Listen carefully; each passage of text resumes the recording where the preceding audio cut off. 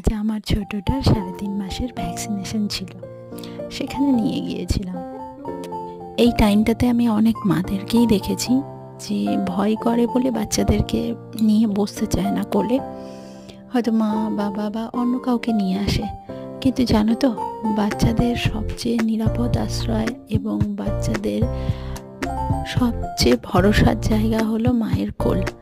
সেই জন্য আমরা মারা যদি একটু কষ্ট করে সহ্য করে, কষ্ট তো হয়, হয়তো আমাকে দেখে তোমরা ভাবছো যে আমার কষ্ট হয়নি, না, বুকটা ফেটে যাচ্ছে, কিন্তু বাচ্চার কী করলে ভালো থাকবে সারাটা জীবন, যাতে ও সুস্থ থাকে, তো সেই জন্যই নিয়ে বসা। অনেকেই নিয়ে বসো, কিন্তু কিছু কিছু ক্ষেত্রে দেখি মারা বসতে চায় না, যে আমি দেখতে পারবো না, আমি সহ্য করতে পারবো না।